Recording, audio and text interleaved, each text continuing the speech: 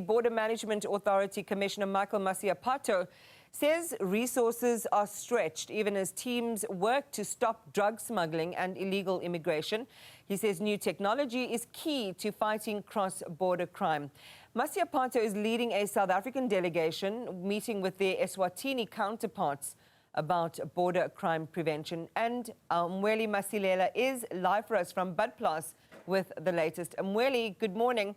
So the issues are myriad and they're going to have to choose what are the top priorities, and what are those?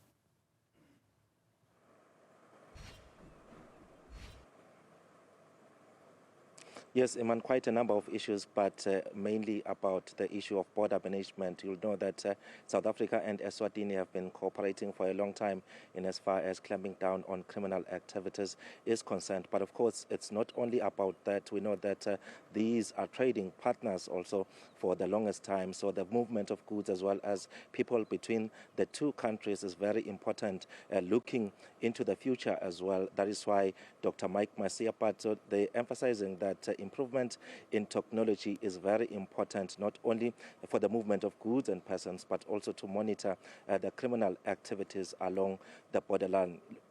We'll know that there's been quite a number of operations involving both law enforcement agencies of South Africa and Eswatini. Just a few months ago, to be exact, August, there was an operation conducted by the law enforcement officers from both countries when a police officer, Sergeant Lawrence Mweli, was shot and killed in Skumansdal, which is an area near the Eswatini border post. And those suspects, Iman, were actually found to be in the kingdom of Eswatini. And through that operation, they managed to actually eliminate those suspects after they allegedly shot at the police. You look at the issue of South African rapper Kenan Forbes, who was also killed. Some of those suspects were actually found in Eswatini, also showing that there is cooperation between the two countries. But of course, the key focus now is saying that as much as there are these successes, Iman, there should be proactive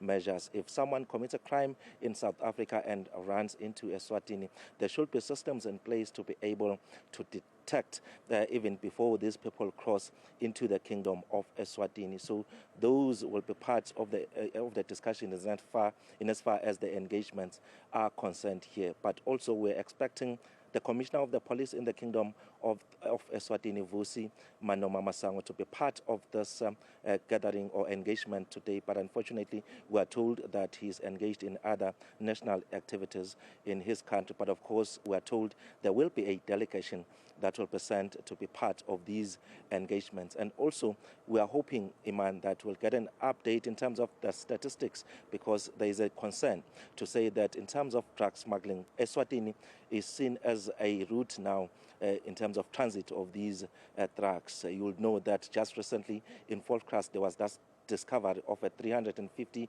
million rand drug lab, and the suspects there also being five foreign nationals from Mexico, for example.